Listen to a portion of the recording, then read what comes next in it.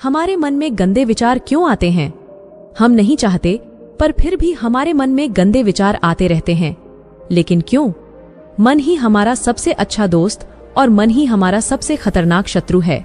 जब हम अपने मन के हिसाब से चलते हैं तो मन हमें भटका देता है, और जब हम मन को संतुलित कर लेते हैं तो हम अपनी जिंदगी में सब कुछ पा लेते हैं। हम अपने मन में आने वाले गंदे विचारों को रोकने की कोशिश करते हैं, पर जितना हम रोकते हैं उतने ये विचार हमारे अंदर प्रवेश करते जाते हैं। आप जिस चीज से जितना दूर भागोगे उतनी ही वह चीज आपके पास आएगी। इसीलिए उस चीज से भागो मत, बल्कि उस पर संतुलन कायम रखो। एक बार एक युवक गौतम बुद्ध के पास आया और गौतम बुद्ध से बोला, हे बुद्ध, मेरे मन में इतने गंदे विचार क्यों आते हैं? मैं नहीं चाहता कि मेरे मन में गंदे विचार आए, पर मेरे मन में हमेशा काम वासना के विचार चलते रहते हैं और मैं इनके बारे में सोच सोचकर बहुत परेशान हूँ। मेरी ऊर्जा और समय ये सब सोचने में ही नष्ट हो जाती है, और ये सब विचारों की वजह से मैं कभी कभी शांत नहीं रह पाता और मैं हमेशा ही स्त्रियों को देखकर मोहित हो जाता हूँ, अपने आप को रोक ही नहीं पाता।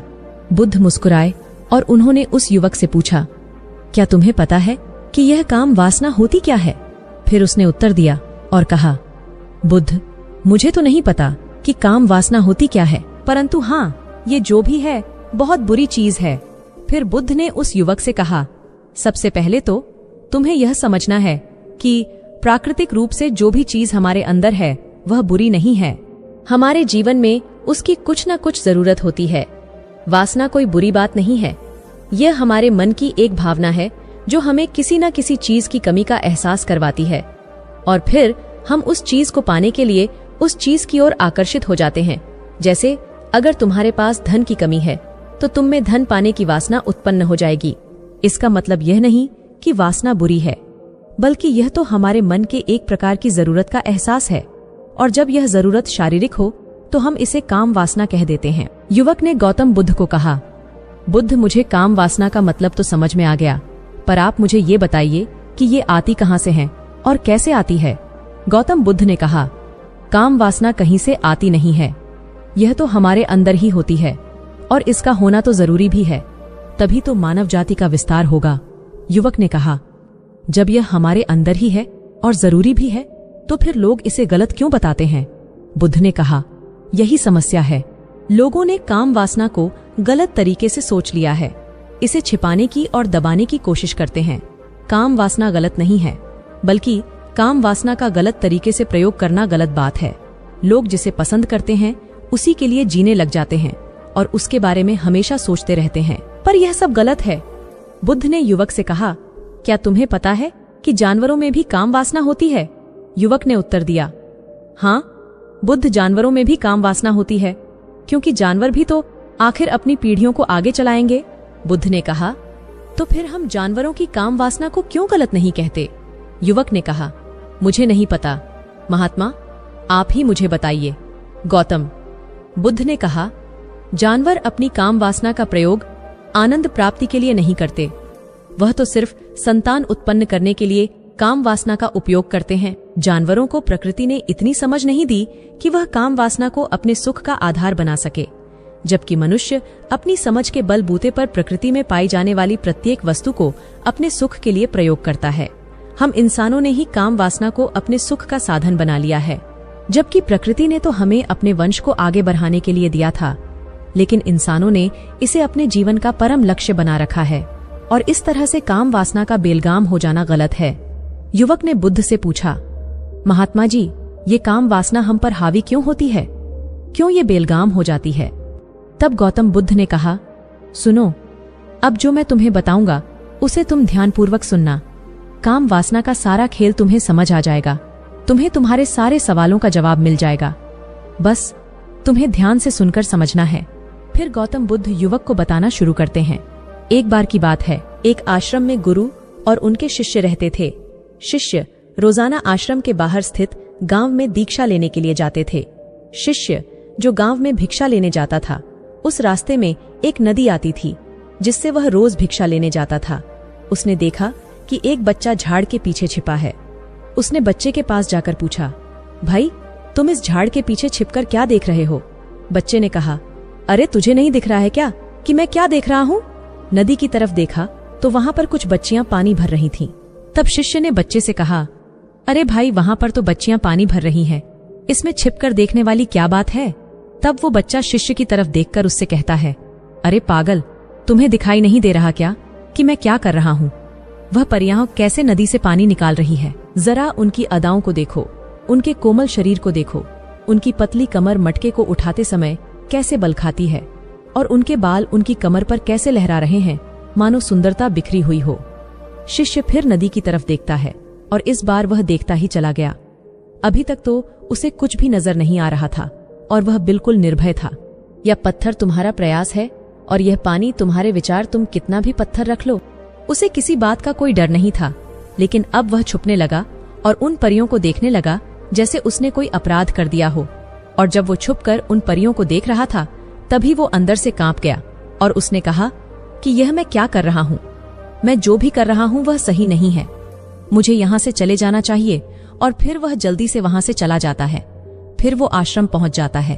आश्रम जाकर वह अपने कार्यों में लग गया, लेकिन जो अभी वह देखकर आया था वही उसकी आंखों के सामने बार बार आ रहा था। उसके मन में वही दृश्य चल रहा था। उसका मन वही सब कुछ देखने के लिए ललचा रहा था। उसका किसी भी काम में मन नहीं लग रहा था। सुबह होते ही वह रोज भिक्षा के लिए आश्रम से जल्दी निकल जाता और नदी के पास वाले झाड़ के पास जाता, जहां वह बच्चा पहले से मौजूद रहता था। उसके साथ मिलकर परियों को छुपकर देखता था। अब वह रोज ऐसा करने लग गया। उसका मन अब किसी भी काम में नहीं लगता था। वह हमेशा किसी न किसी प्रकार के विचारों में उलझा रहता था। वह आश्रम के कार्यों को भी ठीक ढंग से नहीं कर पा रहा था। न वह ठीक से सो पाता था और न ठीक से खाना खा पाता था। उसका मन बेचैन सा रहता था। उसका मन बार बार उन परियों के सौंदर्य को देखने के लिए ललचाता था। जब गुरु भिक्षा देते तब भी उसका मन कहीं और विचारों में खोया रहता था। गुरु ने अपने शिष्य की इन हरकतों को देखा। तब गुरु ने शिष्य को अपने पास बुलाया और कहा, आज से मैं भी तुम्हारे साथ भिक्षा मांगने चलूंगा। तुम और मैं साथ साथ भिक्षा मांगने चलेंगे। तभी शिष्य ने गुरु को मना करते हुए बोला, नहीं गुरुदेव, आप परेशान क्यों हो रहे हो? मैं अकेले ही ठीक से भिक्षा मांग सकता हूँ। गुरु ने शिष्य से कहा, ठीक है, तुम अकेले ही भिक्षा मांगने जाओ। इसके बाद शिष्य भिक्षा मांगने निकल गया। शिष्य के जाने के बाद गुरु भी आश्रम से निकल गए और शिष्य का पीछा करने लगे कि वह कहाँ जाता है, किससे मिलता है। यह सब देखने के लिए उसके पीछे पीछे चलने लगे। जरा दूर जाने के बाद गुरु ने देखा कि उनका शिष्य एक बच्चे के साथ एक झाड़ के पीछे अपराधी की तरह छिपा हुआ है और छिपकर कुछ देख रहा है। गुरु भी अपने शिष्य के पीछे जाकर बैठ गए, यह देखने के लिए कि आखिर उनका शिष्य क्या देख रहा है, जिसके लिए वह झाड़ के पीछे अपराधियों की तरह छिपा हुआ है। गुरु ने देखा कि उनका शिष्य झाड़ के पीछे छिपकर परियों को देख रहा है, जो नदी से पानी भर रही है। तभी गुरु ने शिष्य से कहा, क्या तुम परियों से भी भिक्षा लोगे?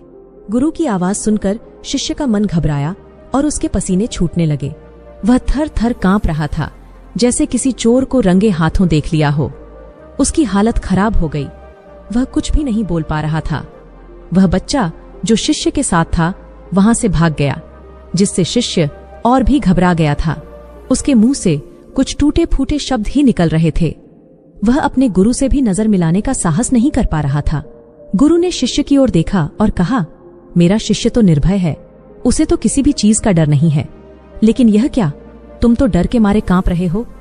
शिष्य ने गुरु से कहा, मुझे माफ कर दो, इसमें मेरा कोई दोष नहीं है। उस बच्चे ने मुझे बहका दिया था, लेकिन मैं आपसे वादा करता हूँ कि आज के बाद मैं कभी दोबारा ऐसा नहीं करूंगा। मुझे माफ कर दो।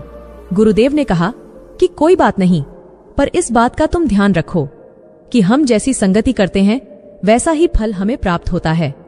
हम जैसी संगति करते हैं उनके विचार हमारे अंदर प्रवेश करते हैं, इसलिए अच्छी संगति करो ताकि तुम्हारे अंदर अच्छे विचार प्रवेश करें। फिर गुरु और शिष्य आश्रम लौट आए और फिर से आश्रम के कार्यों पर ध्यान देने लगे। उसने उस रास्ते को बदल दिया और दूसरे रास्ते से जाने लगा।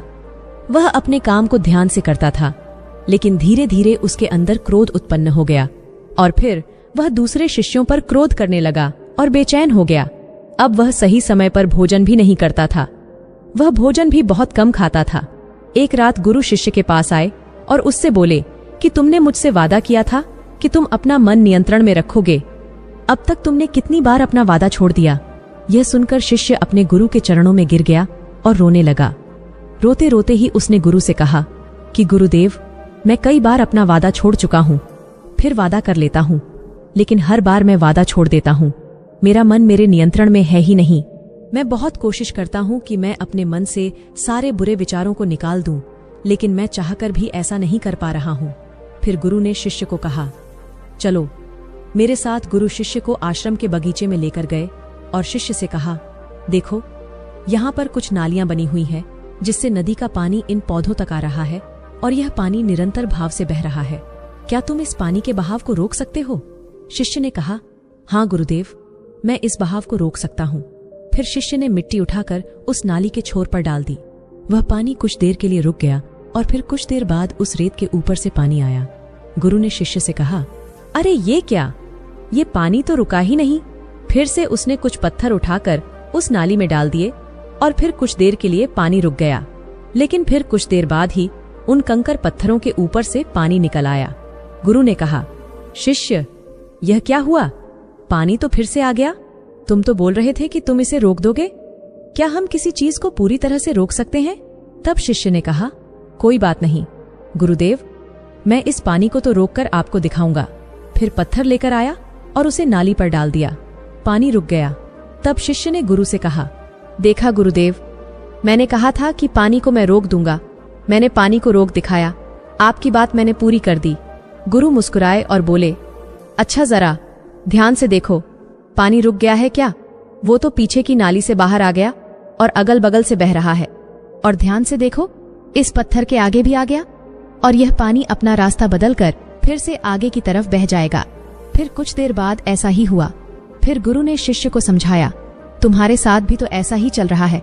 तुम बार बार प्रयास कर रहे हो, पर हर बार तुम्हारा प्रयास टूट रहा है और यह हमेशा टूटता ही रहेगा। यह पत्थर तुम्हारा प्रयास है और यह पानी तुम्हारे विचार। तुम कितना भी पत्थर रख लो, लेकिन पानी तो अपना रास्ता बना ही लेगा। ये देखकर शिष्य ने पूछा, हे गुरुदेव, क्या कोई तरीका नहीं है जिससे मैं गंदे विचारों से बाहर निकल सकूं? गुरु ने कहा, एक तरीका है। यह पानी जिस नदी से आ रहा है, तुम वहां से इस पानी का रास्ता ही बदल सकते हो। गुरु शिष्य को एक नदी के पास ले गए जहां से उस बगीचे में पानी आ रहा था। गुरु ने शिष्य से कहा, वो पानी इसी नदी से जा रहा है।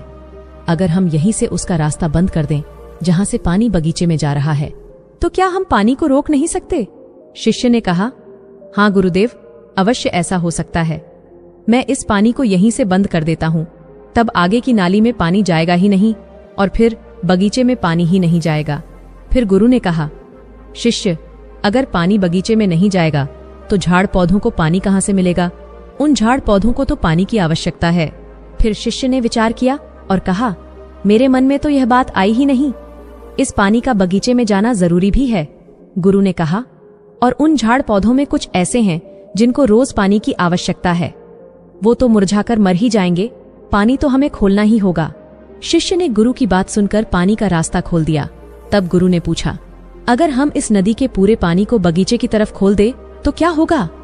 शिष्य ने उत्तर दिया, गुरुदेव, वहां पर झाड़ पौधे हैं, वो सब गलकर नष्ट हो जाएंगे और वहां पर कुछ नहीं बचेगा। गुरु मुस्कुराए और बोले, तुम इस बात को समझो, हमें किसी भी चीज को रोकना नहीं है, बस हमेशा संतुलन बनाए रखना है। कम पानी से भी पौधे नष्ट होते हैं और ज्यादा पानी से भी पौधे नष्ट होते हैं। हमारा जीवन संतुलन से ही चलता है। गुरु ने शिष्य से कहा, अगर मैं तुम्हें कुछ कहूं कि तुम आम के बारे में मत सोचो, तो तुम्हारे मन में सबसे पहले किसका चित्र आएगा? शिष्य ने बोला, गुरुदेव, मेरे मन में तो पहला चित्र आम का ही आएगा। गुरु ने कहा, जब हम गंदे विचारों को जबरदस्ती रोकने का प्रयास करते हैं तो वे और भी मजबूती से हमारे अंदर प्रवेश करते हैं, इसलिए हमें उन्हें कभी भी दबाने की कोशिश नहीं करनी चाहिए। फिर गुरु ने शिष्य को कहा, हमारे गंदे विचार बुरे लोगों की संगति करने की वजह से भी आती है। कभी कभी कामुकता हमारे अंदर होती नहीं है, लेकिन कुछ अश्लील लोगों के साथ रहने की वजह से ये हमारे अंदर हावी हो जाती है। फिर शिष्य ने कहा, गुरुदेव, आप सही कह रहे हैं, मैं अपने मार्ग से भटक गया था। फिर वह शिष्य उस रात बहुत ही चैन की नींद सोया। सुबह अपने कार्यों को पूरे मन से किया और फिर सुबह वह भिक्षा लेने के लिए उसी रास्ते से गया जहां वह बच्चा आज भी झाड़ के पीछे छुपकर उन परियों को देख रहा था। वह शिष्य उस नदी पर गया जहां वह बच्चियां पानी भर रही थीं। उसने उन परियों से पानी मांगा और उन परियों में से एक परी ने उसे पानी पिलाया और उस शिष्य के चरण छुए। शिष्य ने उसे आशीर्वाद दिया कि तुम्हारा कल्याण हो, जिससे कि मानसिकता सकारात्मक ऊर्जा से भर जाए। उसके चेहरे पर मुस्कान आ गई थी, जैसे कि उसे कुछ खोया हुआ वापस मिल गया हो। वह वापस अपने रास्ते से जाने लगा।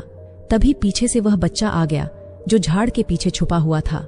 वह शिष्य के पास आया और बोला, क्या बात है, आज तो तुमने नजदीक से दर्शन कर लिए, तुम तो मुझसे भी आगे निकले। तब शिष्य ने कहा, हम हमेशा दूसरों के दर्शन करने में ही व्यस्त रहते हैं, अपने दर्शन कर ही नहीं पाते। तुम कब तक इस झाड़ के पीछे छुपते रहोगे? किसी को पसंद कर लो, उसे बोल दो। अगर वो भी तुम्हें पसंद करती है तो शादी कर लो, और उससे पहले तुम कुछ बन जाओ, अपने आप को पहचान लो। ऐसे अपना समय बर्बाद मत करो। फिर वो बच्चा रोज उस शिष्य से मिलने लगा और उसने बच्चे को नदी पर ना जाने के लिए प्रेरित किया। और फिर वह बच्चा अपने जीवन में कुछ बनने के लिए संघर्ष करने लगा। तो तुमने देखा कि संगति का असर क्या होता है। अपनी संगति बदलो, अपने विचार बदलो। गुरु ने शिष्य से पूछा, क्या तुम्हें अपने सभी सवालों का उत्तर मिल गया? तब शिष्य ने कहा, हाँ महात्मा जी, आपका धन्यवाद। तब गुरु ने शिष्य से कहा कि जब तुम्हारे मन में गंदे विचार आए तब तुम अपने आप को दोषी मत मानो। यह शरीर है और यह सब इसने हजारों वर्षों से सीखा है। ना कि केवल तुम्हारे सोच लेने से या शपथ लेने से ये टूटने वाला है, लेकिन तुम्हारे पास वो शक्ति है, वो ऊर्जा है जिसका तुम्हें संतुलन उपयोग करना है। तुम एक जीवित ऊर्जा हो जो कुछ भी अनुभव करने के लिए स्वतंत्र हैं। इसीलिए तुम अपने आप को पहचानो। इस कहानी से हमें यह सीख मिलती है कि हमारे विचारों का महत्व कितना अधिक होता है। हमारे विचार ही हमारे भविष्य की दिशा को निर्धारित करते हैं। हमें सकारात्मक विचारों को अपने मन में पूरी शक्ति के साथ अपनाना चाहिए ताकि हम सही दिशा में आगे चल सके। अगर आज का वीडियो आपको पसंद आया तो वीडियो को लाइक करें, चैनल को सब्सक्राइब करके जरूर जाना।